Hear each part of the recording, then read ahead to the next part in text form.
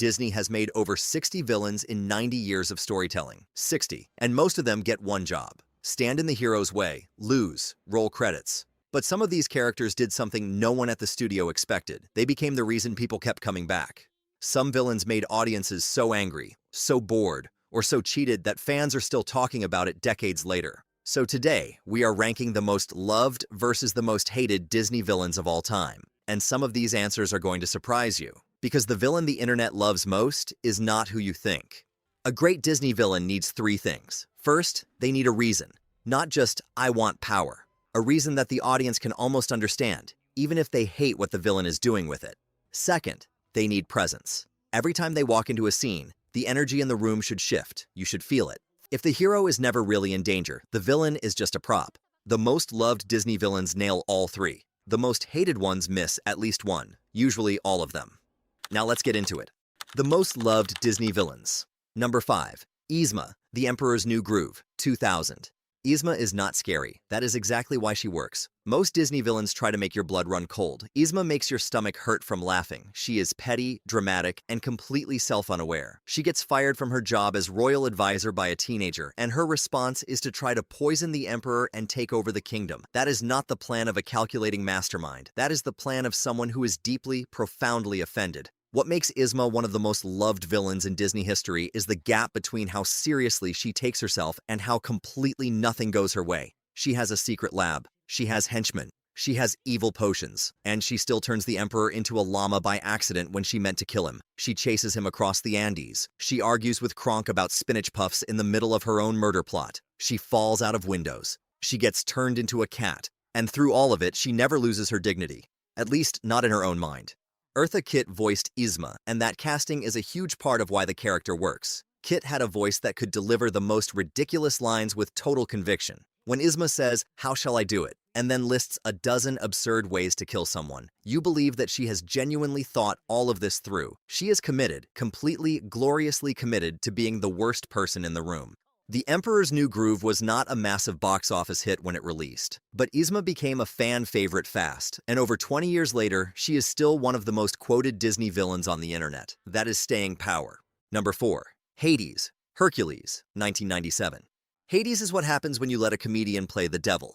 James Woods brought something to this character that no Disney villain had ever had before. A bad attitude, not menacing, not cold, not calculated, just genuinely, constantly annoyed. Hades is the god of the underworld, and he acts like someone who has been stuck managing the worst department in a company for centuries, and is one bad meeting away from snapping. That is funny, but it also makes him threatening in a specific way, because Hades is not just evil, he is desperate. He has a plan to overthrow Olympus that he has been building for 18 years. When that plan falls apart because of one half-mortal kid, he does not stay cool. He loses it. His head literally catches fire. That rage is what makes Hades memorable. Most Disney villains are controlled. Hades is barely holding it together, and the audience can see it. When he is charming, it feels like a performance. When he is furious, it feels like the real version of him. And the real version is dangerous. Woods plays both sides perfectly, the smooth-talking dealmaker who gets Meg to sell her soul, and the screaming, flaming god who throws Hercules into the river of death because he is out of options and out of patience. Fans have loved Hades since 1997, and that has not changed. He appears on more merchandise than almost any other Disney villain. He has multiple theme park experiences built around him. And when Disney announced a live-action Hercules remake, the first question fans asked was, who would play Hades? That is the sign of a villain who matters. Number 3. Maleficent, Sleeping Beauty, 1959. Maleficent is 65 years old, and she still looks like the most powerful character in any room she enters. She is the original Disney villain done right. She crashes Aurora's christening not because she was plotting against the kingdom for years, but because she was not invited to a party. And instead of shrugging it off, she curses the baby to die before her 16th birthday. That is the response of someone who has decided that the gap between her power and everyone else's is large enough that she can do whatever she wants. And she is not wrong. What makes Maleficent work is restraint. Most Disney villains are constantly scheming, constantly talking, constantly explaining their plans. Maleficent barely has to move. She appears at the christening, delivers the curse, and disappears for most of the film. When she comes back to fight at the end, she transforms into a dragon. Not because she had to, because she wanted to, because she could. That confidence is what the audience responds to. Maleficent does not need to prove she is the most powerful person in Sleeping Beauty. It is obvious. You can feel it in every scene she is in. The three good fairies are terrified of her. The king's entire army cannot stop her. Prince Philip only defeats her because the fairies enchant his sword, and even then, it is close. Eleanor Audley gave Maleficent a voice that sounds like she was carved out of dark marble. Cold, precise, not loud, not dramatic in the way of someone performing, but dramatic in the way of someone who knows the effect every word is having. Maleficent is so beloved that Disney built 2 live-action films around her. They tried to explain her backstory, soften her edges, give her a redemption arc. Fans were split on those films, but the original Maleficent from 1959 needs no redemption. She is perfect exactly as she is. Number 2. Ursula, The Little Mermaid, 1989. Ursula is one of the greatest characters Disney has ever created. Not just one of the greatest villains, one of the greatest characters, period. She takes what they value most, and if they cannot hold up their end of the bargain, she adds them to her garden of shrunken, miserable souls. Ursula has been doing this for years. She is good at it. Pat Carroll voiced Ursula, and the character became one of the most physically expressive Disney villains ever drawn.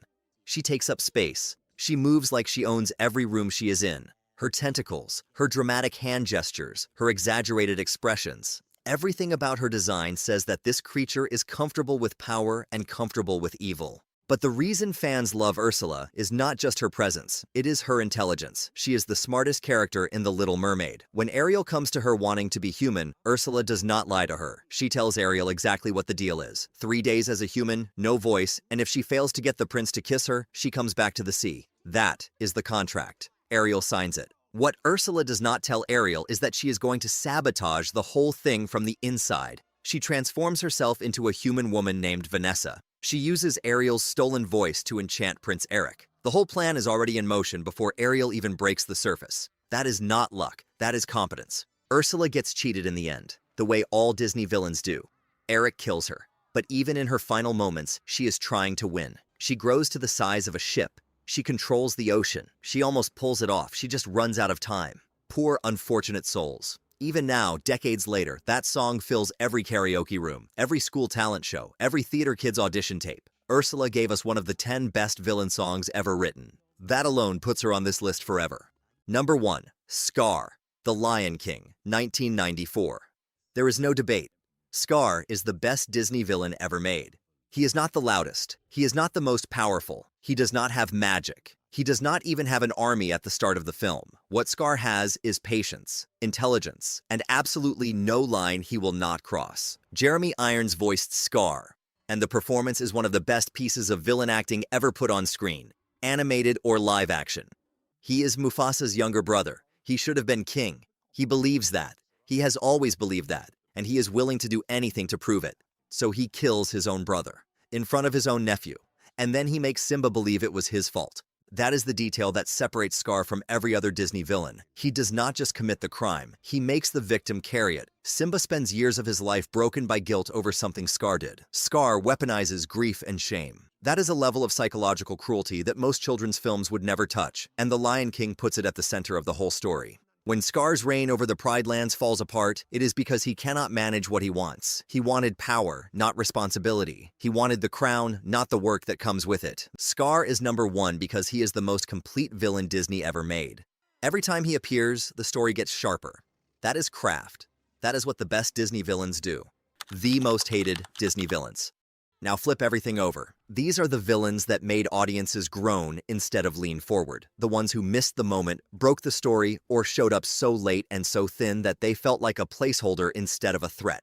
Number 5. Hans, Frozen, 2013. Hans gets points for one thing. The twist surprised people.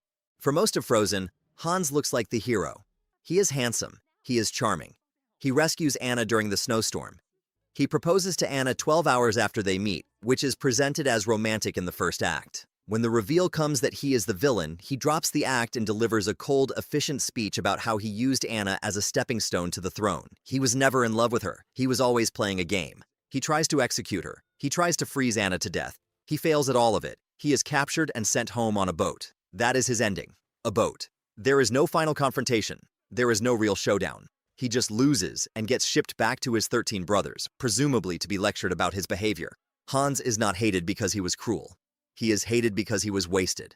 Number 4. Mordu, Brave, 2012. Mor'du is a bear. He used to be a prince who asked a witch for a spell to give him the strength of 10 men, which turned him into a bear, and he never changed back. Now, he is a mindless monster roaming the Scottish Highlands. He shows up in Brave as a threat to Merida and her mother, who also gets turned into a bear. The problem is that Mor'du barely exists as a character. He has no lines, he has no personality. He shows up, he chases people, and then he dies.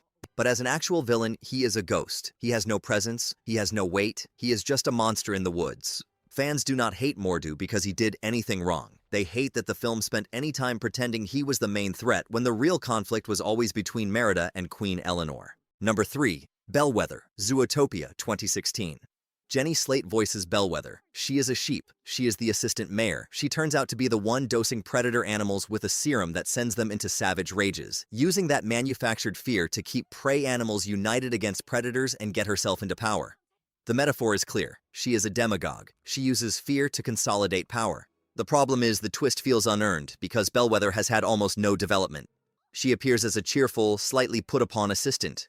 Then she is evil. Bellwether's reveal does not have that quality. She was just nice, and then she was not.